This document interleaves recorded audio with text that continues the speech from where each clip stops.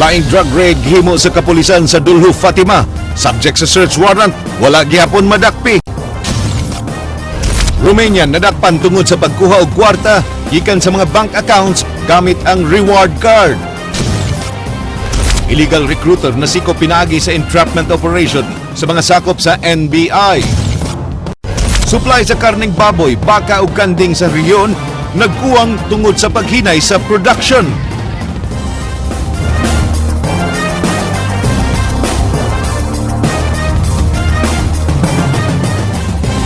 Maayong hapon Sugbo, Kabisayan. Georgia, usa ka international syndicate nga responsable sa pag-hack sa mga bank accounts nasakpan dinhi sa Sugbo. Gamit ang ilang connection, sulod sa bangko ilang gikuhaan og kwarta ang mga accounts ug gisulod sa mga reward cards aron ma-withdraw. Ang aksyon gisundan ni Edwin Cañete. Gipakita sa hipis sa CIB, Senior Superintendent Romeo Santander, ang mga reward cards nga gigamit alang sa pagkuha og kwarta sa bangko. Kini ilang nakuha gikan kan George Adeline o sa Romanian nga ilang ginakop human sa kadudahan nga pagbalik-balik dinhi sa pagpamalit og reward cards sa usa ka convenience store. Very awkward ang bihimo dito sa inside ATM machine, no? ATM machine. So dito, until tawag sila, so we send operatives dito nakita, and then moto na kuha na mo dito nga upon questioning dito nga nagtangag ni nga card, no? Ang sindikato adunay mga kakonsabog gikan sa mga bangko nga mihatag kanila sa mga accounts nga ilang kuhaan og kwarta. Pinaagi sa computer, ilang ibalin ang kwarta gikan sa bank account ngadto sa reward card. Gibanabana nga minilyon ang ilang makuha nga kwarta sa maong pamaagi. Gipili nila nga mo-operate sa Pilipinas tungod sa kaluwag sa seguridad sa nasod batok sa banking fraud. Sagad sa mga bank accounts nga ilang nga biktima naa sa kawasan nasod. And then dili sa Pilipinas, no? Pilipinas. Bali ang nahitabo diyan ni muhak sila og mga data sa mga gikan sa bangko. And then ilang i-transfer diri by using a certain machine.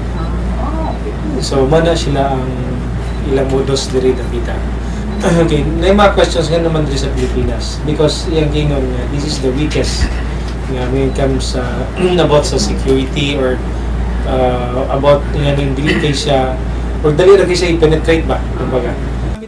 Alang sa aksyon Bisaya, Ed Cañete. Illegal recruiter na sikop sa NBI sa usa ka entrapment operation sulod sa usa ka mall. Mga biktima midangop sa NBI human nakamatikod nga pagpangilad ang naitabo kanila. Kini ang giaksyonan ni Leslie Caminade Vistil.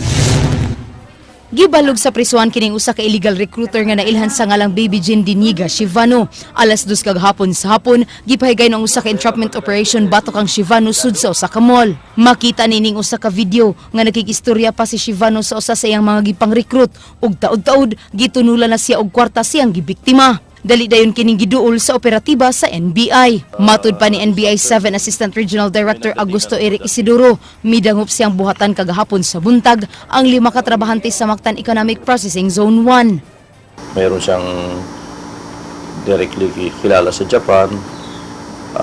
Allegedly may mga connection siya doon, tsaka may company with the promise na makakalis ka kagad.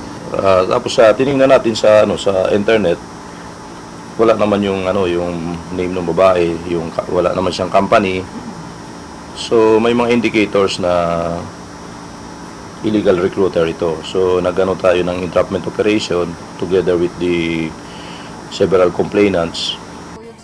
Sa buhatan sa NBI, nangabot ang laing grupo nga mireklamo batok ang Shivano. Usa nga nagpailang si Dada nagkaila sa dinakpan kay igsuon niini kanhi nagtrabaho sa MEPS 1. Mato ni Dada, mipasalig si Shivano nga tabangan siya nga magkatrabaho sa Japan isip factory worker sa sweldong kapin 100,000 pesos. Apan gipangayuan sila og 10,000 pesos alang sa paghikay sa papeles ug nangayo pagyud og dugang 15,000 pesos alang kuno sa pagprocess og dugang mga dokumento. Naabot sa punto nga didto na gyud sila sa airport niadtong Marso aron mularga apan no show si Shivano. Tud kay matud pa, wa siya'y plane ticket. Diha na sila nakamatikod nga biktima sila sa pagpangilad. Gani gihagit pa sila nga pasumbungon sila bisan asa, bisan pa og sa NBI. Tungod kay aduna siya'y daghang kapit sa NBI. Text na ko niya kay mingon lagi ko nga mo back out na lang. So dili siya mosugot nga mo back out kay okay na kuno ang tanan. Nya kana na ang if mo back out man kuno mi ang kwarta di na kuno mabalik kay wala kuno nasayaya kuno gipada dito sa Japan kay gi-process lagi sa mga papilis. Mauto siya nya pagkuan na nasuko siya kay kulit na kuno kaayo. Miingon siya nga kanang whether you like it or not mo gadto ka sa Japan dili ko manubag sa inyo ha dili ko mo pirma kay tungod kay inana yung sitwasyon kulit kaayo mo kay kuan ni ako siyang giingnan kung inana na lang man ayaw na lang may pagpalargaha kung inana ra di sitwasyon nga inana ra nga dili ka manubag sa amo kay mo man lang gihapon ikaw may pangitaan sa mong pamilya nya mi ana siya kanana ang kahibaw ko nga adto mo NBI dili ko mahadlok dool mo basig asa kay ako daghang kong kapit sa NBI. Apan gipanghimakak ni Shivano ang tanan ug mihulga pa nga mukihas sa nagpadakop kaniya. Wala jud ko nasayod ana. Wa ko kaila anak nila.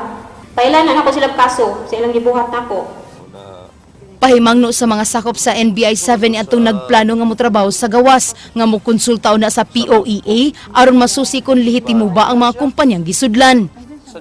Next time, be careful tayo sa pag-apply ng trabaho, especially sa abroad. Siguro ang pinaka-best thing to do is to verify first sa POAA kung itong mga tao na ito are authorized or licensed. And aside from that, kahit licensed na sila, kailangan i-verify pa rin sa POAA kung talagang may job order sa Japan or sa other countries na pag-a-applyan nila. Kasi kahit na mga licensed agency, pwede pa rin mag-commit ng illegal recruitment yan pag walang job order. Apan wa na say planong mugawas ang di mo minus kapin 40 ka mga nabiktima ni Shivano. Dili na jud mi. Kay ngano, listen jud ni sa mga tanan ba nga if mga abroad man gani mi mo dool jud mi nga POAA mag-agi jud mi nga with license gid nga mga agency nana ba. Nga naka-learn na jud mi sa mga sipiat ba. Alang sa Aksyon Bisaya, Leslie Caminado Vistil.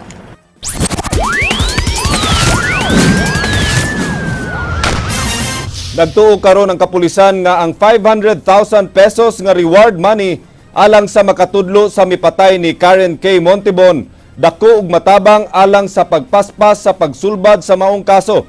Ang report yaksyonan ni Edwin Cañete.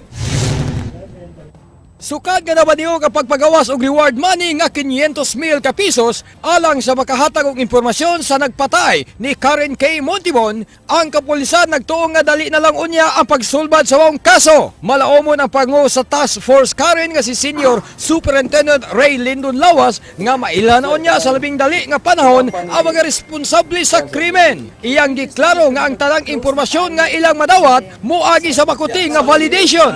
It has contributed to the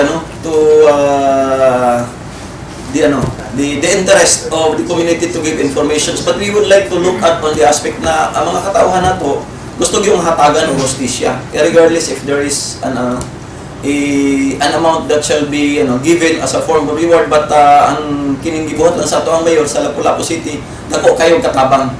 Giklaro ni Lawas nga aduna sila na recover nga usa ka motorsiklo nga gibiyaan didto sa barangay Suba, Basbas. Ila usab ipa-enhance ang video footage nga nakuha nga gikan sa CCTV camera nga gipanag-iya sa usa ka pribadong paniway di nakita ang motor nga itom nga may duha ka sakay. Sa atong gitanaw ang katong CCTV camera, a footage of a CCTV nga nakuha from one of the establishments, then we will try to enhance it para at least we can have a clearer view on the motorcycle and those riding. Alang sa Aksyon Bisaya, Ed Cañete.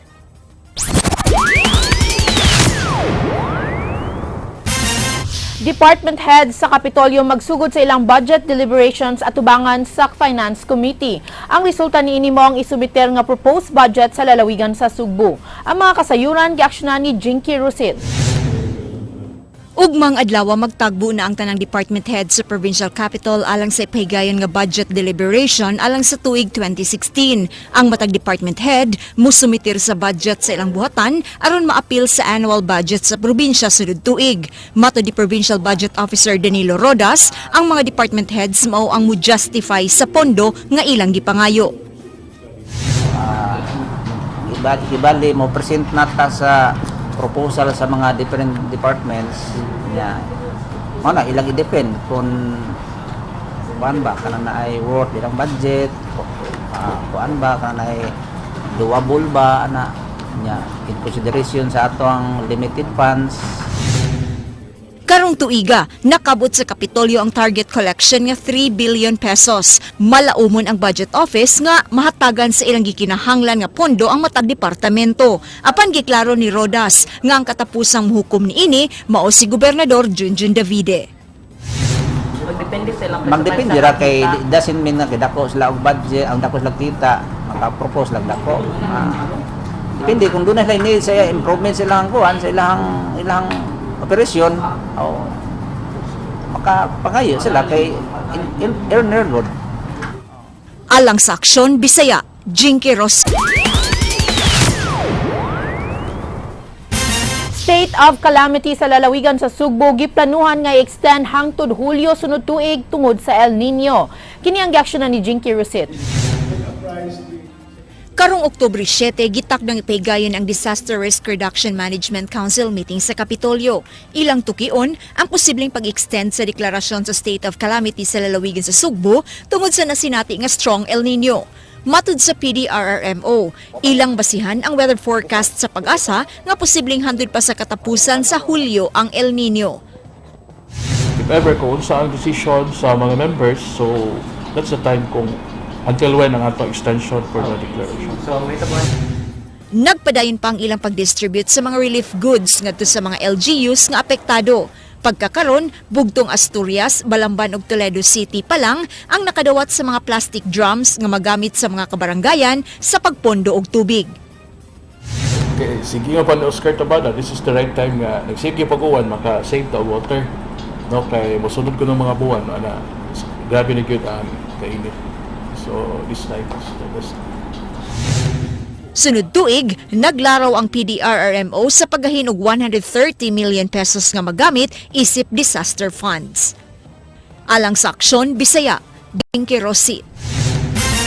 Supply sa karne sa rehiyon nagkuwang. Matod sa Department of Agriculture, ang production sa karne kuwang alang sa populasyon sa rehiyon. Kinigiaksyonan ni Ryan Sorote. Naguna ang Central Visayas sa dunay labing daghan ng produksyon sa mga hiupan sama sa baka, kabaw, kanding ug baboy. Apan bisan pa man niini, matod sa Department of Agriculture nga nagkuwang gihapon ang supply sa mga karne kun itandi sa gikinahanglan sa populasyon sa rehiyon. Kun pasagdan nga mukunhod ang produksyon sa hiupan, makaepekto kini sa patigayon, food supply ug security. Usa sa solusyon sa DA ang artificial insemination aron mas madali ug mas siguro ang kalidad sa mga hayupan. Di kalidad ang libre nga similya gikan sa DA nga ilang ipangapod sa mga livestock farmers pinagi sa matag local government unit. Kaya nga one of the reasons nga nung mo-adapt ang farmer, nakita na magud nila. Kinahanglan usab ang trained nga insemination technician ang mataglungsod aron matarong ang proyekto. Usa sa gipasigarbo nga klase sa similya sa DA ang sa mga baka nga gikan pa sa ilang farm sa Malibalay, Bukidnon. Mukabat og kapin 400,000 ang mga baboy sa Sugbo, 219,000 ka kanding, 47,000 ka mga kabaw ug 11,000 ka mga baka. Target sa DA nga madugangan og 24,000 ang produksyon sa mga hayupan aron igora sa panginahanglan sa rehiyon. Usa sa hinungdan ang epekto sa climate change sa produksyon sama sa pagkamatay sa mga baka sa bukirang barangay sa Dakbayn sa Sugbo tungod sa kabugnaw sa panahon. Katong sa bukid bitaw dito sa Gumba o sa somewhere. Na sir, di ba na nga matay. So dito to climate change kay murag bugnaw, di ba? Wapay na dawat nga report ang DA nga dunay mga hiupan ang namatay tungod sa El Nino. Alang sa Aksyon Bisaya, Ryan Sorote.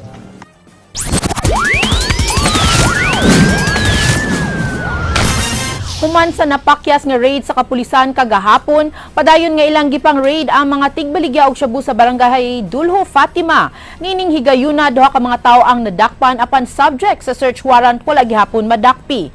Ang aksyon giubanan ni Leslie Caminada Vistil.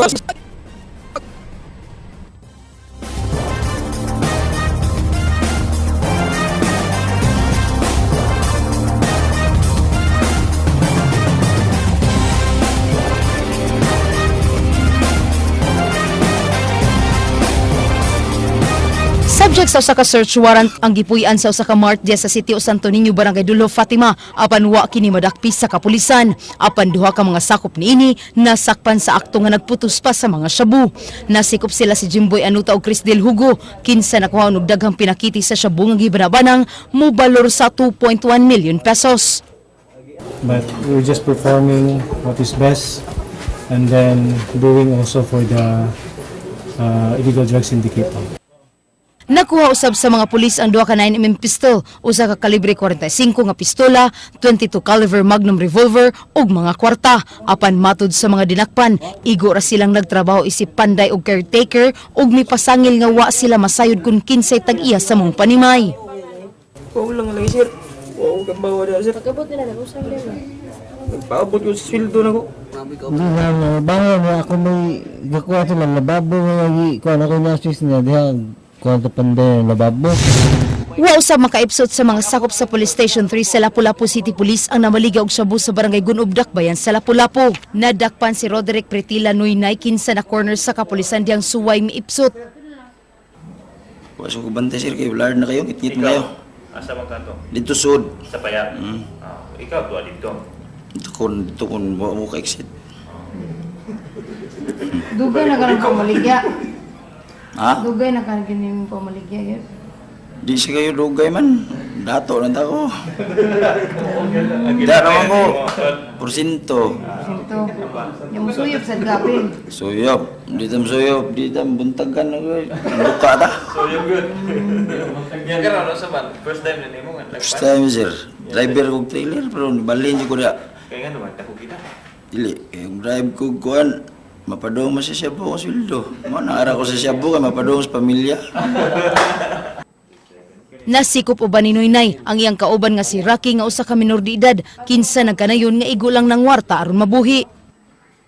Ano, tagaan ko para kaon sad. Matag na sad. Matud pa sa hepe sa Station 3 Senior Inspector Wilbert Parilla, gawas sa pagpamaligya ni Noynay og drugas, aduna usab kini drug den. Nya mostly karon sa ilaha dili na sila tagaan og kaning wala pa mapak. Ilaha ripak na ang ibilin sila ha. Boys ato pa. So diretso na sila, mopatong na lang sila. Diretso or leaser ang ihatag sila niya baligya nila. So nakaingnanan na siya daan.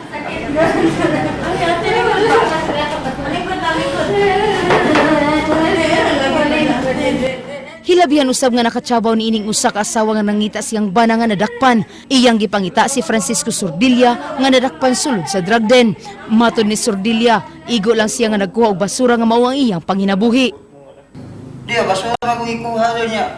Ibong ko nga na mga nagpaduong daghang nga puti ni. Ini giguba ang balaya dito kon. Napabuto man yung sapa di. Hapa ang apil kabang-kabang ito kay hapa mo silon ta. 27 ka mga gagmay pakete sa gituang shabu ang na-recover sa kapulisan, uban sa cash nga gituang halin o gamit para pagsuyop. Alang sa Aksyon Bisaya, Leslie Caminadi Vistil. Korte lakip nga susihon sa kapulisan sa nahitabong pag-leak sa impormasyon sa pag-raid sa compound sa usa ka drug lord. Matud ni Senior Superintendent Ray Lyndon Lawas, ilang susihon ang tanan nga posibilidad nga mapasa ang kasayuran sa paggiplano nga drug operations batok kay Jeffrey Diaz alias Jaguar. Apan matud ni Lawas, gawa sa posibilidad nga malik ang information sa operasyon, lisod usab ang pagsulod sa mga tinugyanan sa balaod sa maong lugar nga dili himatikdan sa mga sakop sa drug lord. The implementation of the search warrant, we'll try to see all angles kung asa ka posibleng na ay leakage sa information or naabay leakage yun. Or maybe sila pod mismo, bisag wala nag-leak pero pag adto pag-operate, na sila yung mga tao daan nakapalibot nga na marag naabay kung sa bukid pa na, katong sa NPA pa na sila pasabilis ba? Na oy pagbantay gana ay pulis na ay mga tao nga naukailhi. So usa ni sa aton tanan. Sa mga balita gawa sa nasod. Ang Russia may padala og mga sundalo ug military hardware sa Syria. Sumala sa United States, dili mo menos 28 ka mga combat planes ang gipadala sa Russia. Naglakip usab kini sa mga combat helicopters, mga surface-to-air missiles ug mga tangke de gera. Gisugda na usab sa Russia ang mga drone surveillance missions sumala sa mga US officials. Gituhan nga dunay nay 5 kagatos ka mga Russian nga sundalo nga nasa Syria alang sa pag-advise sa mga Syrian government forces ni Syrian President Bashar Assad. Ang kagamahanan ni President Assad gitabangan sa mga nagkalain-laing pundok sa mga rebelde ug Islamic State forces nga buot muilog sa kagamahanan nga gipaluyuhan usab sa United States. Napili pagbalik ang Greek Prime Minister sa usa ka eleksyon sa Greece human iyang pagluwat sa katungdanan. Kini ang ikalima nga eleksyon nga nitabo sa Greece sulod lang sa 6 ka tuig. Nakuha sa iyang partido ang majority sa 300-seat parliament ug subli nga napili ang Prime Minister. Iyang gisad ang bangunon ang ekonomiya sa Greece nga naputo sa utang ug mudiman og debt-free gikan sa mga creditor sa maong nasod. Pamilya sa 14 anyos nga estudyante nga gidakop tungod sa gihimo nga relo mi-withdraw sa bata gikan sa gieskwelahan niini. Ang amahan ni Ahmed Mohamed nagkanayon nga iyang gi-pull out ang iyang tanan nga anak gikan sa Irving Independent School District. Si Ahmed ang mipakita sa iyang hinimo nga relo ngadto sa usa ka maestro. Ginakop kini human makita sa laing maestra sa pagtuo nga usa kini ka bomba. Si Ahmed nakadawat na sa suporta gikan ni US President Barack Obama ug Facebook founder Mark Zuckerberg. Daghang mga eskwelahan ang mi-offer sa pag-ipaeskwela sa batan-on apan wala pa sila makahukom. Gikatakda ang pamilya nga moadto sa New York tungod kay gustong magkikita kaniya ang mga United Nations dignitaries.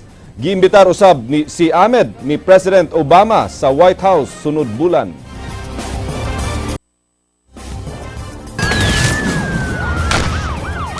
Barangay Kapitan sa Dulho, Fatima, mihimakak nga anaa pa sa ilang lugar nagtago ang iladong drug lord sa Sugbo nga si alias Jaguar. Posible matod pa nga naduhig lang ang panga ni Jaguar sa ubang tao nga mihimo og illegal nga kalihukan sa iyang area of responsibility. Ang detalye atong susiyon ni Kapatid Ray Pasaporte. Subling gibarugan ni Kapitan Elmer Abilia sa Barangay Dulho, Fatima nga sukad nagpahibaw kaniya ni adtong buwan sa Pebrero si Jeffrey Diaz alias Jaguar nga mohunong na sa iyang illegal nga negosyo. Wa na niya kini igkita pa sa ilang dapit. Kini subay sa gihimong operasyon sa kapulisan ug PDEA sa 12 ka balay sa Banayng Diaz diin walay nadakpan bisan usa kanila. Iya sab gihimakak nga gitabunan niya ang mga daotang buhat ni Jaguar. Nang nagbaybaw siya, niundang gikan na ito bagay paybaw niya. Ngabtam nga bilakwan, madunggan ako sa mga silingan. Wala dyan na siya magpakita di sa Dulho. Wa magtuo si Abilia nga ang nilik nga impormasyon kabahin sa drug operation. Mao'y hinungdan kung nganong wa madakpi ang subject. Dako hinuon ang iyang pagduda nga basin og dunay daghang naghimo og susamang illegal nga negosyo. Sa dapit og naduhig lang ang pangan ni Jaguar. Ano niya pangan diri sa Dulho? Pero sa sitwasyon lagi ug atong daghang yung mga source. Gipasalig ni Abilia nga andam silang makig-alayon kanunay sa kapulisan alang sa usa ka malampusong operasyon sa drogas. Bahay di ay sila mangoy-koy. Samtang nanganti ang inahan ni Christopher Hugo nga mopasaka og kaso sa kapulisan kundili buhian ang iyang anak nga gidala og apil kagabii atol sa operasyon batok kang Mark Diaz. Kinsa gipasangin lang nagnegosyo og illegal nga droga sa sitio Santo Niño, Dulho, Fatima. Wala madakpi si Diaz sanglit tugay na matud pa nga wala mo pakita sa lugar. Matud ni Lucina, way labot iyang anak nga dahil lang og buwak sa tabuan. Kinsa natulog og gipukaw sa mga operatiba. Muang yun sa pulis ba, wa jud taon mi kaila sa inyong ipangita yun niya, inyong giapil ang amo ang kay inyong pagidang butang sa akong anak. Maora gyud taon na akong angyo. Ayaw ang taon ninyo kala akong anak kay wag gyud taon na innocent di taon na. Alang sa Aksyon Bisaya, Ray Pasaporte. Ang nagpakita og interest sa pagbabaligya sa ilang mga luna ngadto sa City Hall aron dunay kabalhinan sa mga tao nga padayong nagpuyo kilid sa kasapaan. Apan disaster team muduso pa sa mga proposal ngadto sa appraisal committee sa Cebu City Hall. Ang kumpletong detalye gisundan ni Ray Pasaporte. Dunanay ni padayag nga mobaligya og yuta sa city disaster alang sa relocation site ni adtong pamilya nga nagpuyo daplin sa kasapaan. Dunanay mga pribadong tao nga mipatimaw sa City Hall aron ipahibaw nga andam nilang ibaligya ang ilang luna. Kininunot sa pagpangita sa syudad og lote nga mahimong kabalhinan sa mga pamilya nga nanimuyo kilid sa sapa. Matud ni Konsehal Dave Tumulak kinsa mao'y chair sa City Disaster ngayang iduso sa Appraisal Committee ang maong sugyot aron masusi ang tulo ka mga luna nga ibaligya sa syudad. Ang City Disaster dunay budget nga 20 million pesos alang niini. Diin sunod tuig gahinansab nila kini og laing 50 milyones pesos alang sa lot acquisition. Atong mga katauhan, paliton ka na ubos sa pundo sa Cebu City Disaster, diin ang maong luna panag-iyaho na sa katong mga tao nga naapektuhan sa sapa. But nasayran nga moabot sa 3,000 ka pamilya nga nagpuyo daplin sa kasapaan ang apektado. Din usa ka libo niini ang gikonsidera sa City Disaster nga high risk. sige tagbalik-balik. So kinahanglan ni siya og naliad nga solusyon nga mao ang paghatag yun nila og lungtaray nga mga lugar nga dili na gyud mabalaka in taon ng atong mga residente. Kung sa timetable na to ani. Kini ang gipaspasan og liho karon sa syudad aron malikayan ang posibleng peligro ngadto sa publiko. Gi-identify ni Tumulak ang mga kasapaan sa Basak Pardo, Cogon Pardo ug Kiyot sa South District nga peligroso diin nagpuyo ang 3,000 ka pamilya. So ang mga katawhan kinsa toy mabutang naon niya sa luwas nga lugar, ilan na pod no kanabitong ilan na pong pagpatukod. Pero doon na specific nga gidakon. Ang atong gibana-bana kagahapon maghatag ta og 36 square meters per family. Giawhag ni Tumulak ang katawhan nga magbinantayon og dili mo kumpiyansa sa kusog nga uwan ug baha gikan karong Huwebes hangtod sa adlang Sabado. Alang sa Aksyon Bisaya, Ray Pasaporte. Information and Communication Technology kun ICT sa nasod mo'y usa sa gituhuang nakapalambo sa mga kumpanya ug mga patigayon kung kini kahatagan og dakong pagtagad sa gobyerno. Ang detalye hatod ni Ryan Sorote. Usa lang ang nasod sa Pilipinas nga nailhan nga doon labing hinay og internet download speed. Apan bisan pa man niini, dako gihapon ang pagsalig sa mga information and communication technology practitioners sa kapabilidad o potensyal sa mga Pilipino. Problema lang sa ICT ang gakuwang sa suporta sa gobyerno o sa mga balaod nga nag-regulate ini. Nagtapok sugod karong adlaw alang sa tulo ka adlaw nga panag-abot sa mga ICT professionals tibok Asya alang sa Digital Strategies for Development Summit 2015. This theme for the DSDS is about accelerating inclusive development through ICT innovation.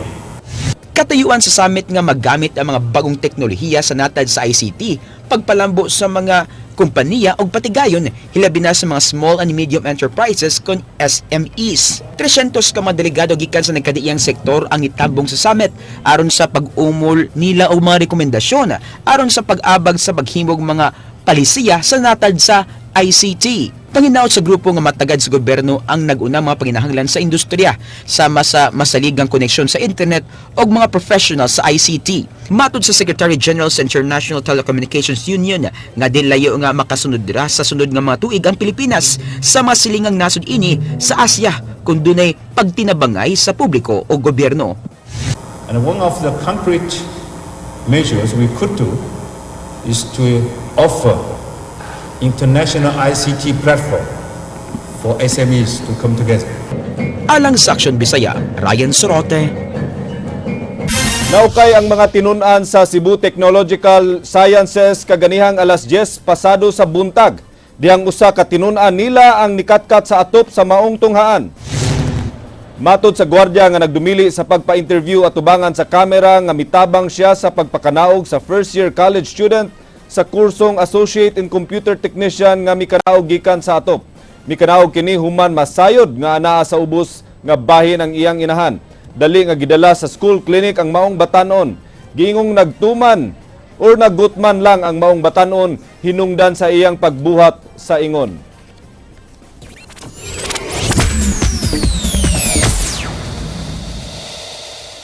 Hola mga kapatid, happy vibes lang sa adlong Martes. Mali pa yung ipaambit sa TV5 kaninyong mga suki na mga televiewers ng inyong kinaham nga most romantic TV series sa telebisyon matagabi. 1 year na ang trending every night nga Wattpad presents. Sa laro, ito Usa ka tuig na sa kahanginan, usa ka tuig na sa paghupay sa dughan sa kadaghanan, usa ka tuig na sa pag-atud og kilig factors sa atong mga televiewers. Ang TV5 Primetime Kilig mini-series usa ka tuig na nga nagpadayon sa paglingaw ug paghupay sa mga kasing-kasing sa mga Filipino viewers. I love you, Boyfie! Mwah, mwah! Oh, no! Laumin ninyo nga magpadayon pa og laing mabulokong tuig ang inyong pinakakinaham nga Wattpad presents sa TV5. Matag season, lain-laing drama og storya ang idalit kaninyo sa maong kapatid kilig mini-series. Mga love stories nga napatik sa online novels nga gihuwat sa kadaghanan nga matagag kinabuhi sa pag-arte sa telebisyon sa atong mga nagunang kapatid stars. Kuya! Gani karong bag-o lang, dakong kalipay nga gipaambit sa TV5 nga miabot na og 1 million likes ang Wattpad Presents sa Facebook. Nagpasabot lang kini sa padayong pagsaka ug paghigugma sa mga Filipino viewers sa linahi nga romantic love stories sa telebisyon. Gani perming mag-trending ang mga nakalabayan ng episodes sa maong programa sa mga nagunang social networking sites sa nasod. Busa ayaw si Piata og ayaw na pagpauwahi matag Lunes hangtod Biyernes alas 9 sa gabi. Sundi ang mga pinakakilig nga mga love stories nga napatik sa mga online novels nga tagag kinabuhi sa atong mga nagunang kapatid stars. Padayong kiligyon matagabi ipinaagi sa pagtanaw sa mga nagkarayang love stories nga ihukad kaninyo sa Wattpad Presents. Tungod kay dinhi sa TV5, tinuod yun nga hapit tayo dito always mga kapatid. Ug alang sa walay kadapusang mga showbiz chismis, o balik ko ninyo matag alas 7:30 hangtod alas 9 sa buntag, Lunes hangtod Biyernes sa Rated JP sa Radio 5 101.9 News FM Cebu. Ug alang sa mga nagunang happy news ug lights, camera, action, showbiz, kini si JP Laucot Sara o ang atong word of the gay nagkanayon. Ang sisipag magmahal ng mga tao ngayon, pati mahal ng iba, mahal na rin nila. Agay!